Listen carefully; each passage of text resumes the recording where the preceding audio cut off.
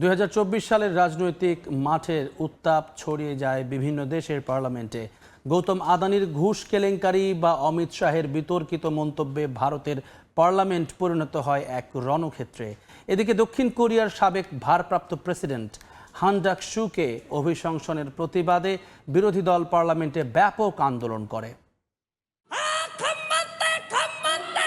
Parliament যে কোনো দেশের নিরাপত্তা ও শৃঙ্খলা বজায় রাখার জন্য বিভিন্ন নিয়মনীতি ও আইন কানুন পাশ করে থাকে। যে কোনো দেশের সবচেয়ে সুশৃঙ্খল স্থান এই পার্লামেন্ট। তবে ২০২৪ সালে বেশ কয়েকটি দেশের পার্লামেন্টে বিভিন্ন বিতর্কিত সিদ্ধান্ত নিয়ে বিশৃঙ্খলা দেখা দেয়। কথার লড়াইয়ের পাশাপাশি হাতাহাতিতেও জড়িয়ে যান দেশগুলোর আইন প্রণেতারা।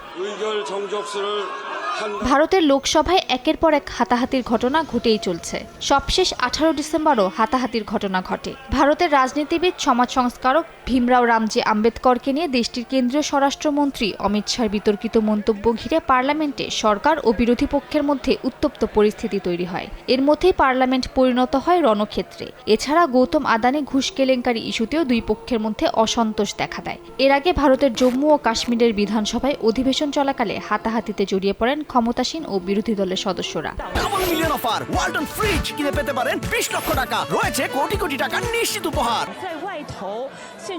ভারতের মতো তাইওয়ানের পার্লামেন্টেও ভয়াবহ উত্তেজনার সৃষ্টি হয়। দ্বীপটির প্রধান বিরোধী দল কুমিন্তাং এবং দলটির মিত্ররা সরকার দলীয় কর্মকর্তাদের ক্ষমতাচ্যুত করার আইন সংশোধনের পাশাপাশি বাজেট এবং সাংবিধানিক আদালতের বিভিন্ন বিষয়ে পরিবর্তনের দাবি জানায়। এই সময় দুই পক্ষের মধ্যে বিশৃঙ্খলা তৈরি হয়। দক্ষিণ কোরিয়ার সাবেক প্রেসিডেন্ট ইউন সুক ইউলকে অভিশংসনের সময় পার্লামেন্টে কথার লড়াই চলে। তার অভিশংসনের পর ভারপ্রাপ্ত প্রেসিডেন্টের দায়িত্ব পান হান ডাক-সু। কিছুদিন পর ৩ জন বিচারককে নিয়োগ না দেয় সিউলের পার্লামেন্টে ডাক-সুকেও অভিশংসনের আন্দোলন শুরু করে প্রধান বিরোধী দল। এই সময় পার্লামেন্টের ভিতরে বিরোধী দলের নেতাকর্মীরা সংঘর্ষে জড়িয়ে পড়েন। হান ডাক-সুকে অপসারণের পর বর্তমানে দেশটির ভারপ্রাপ্ত প্রেসিডেন্ট হিসেবে দায়িত্ব পালন করছেন চোই সাং-মুক।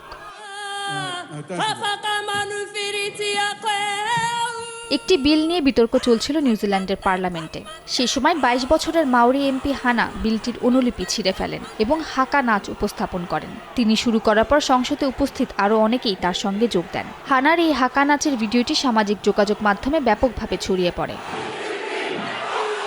মালিহা সুহরাওয়ার্দী, সময় সংবাদ।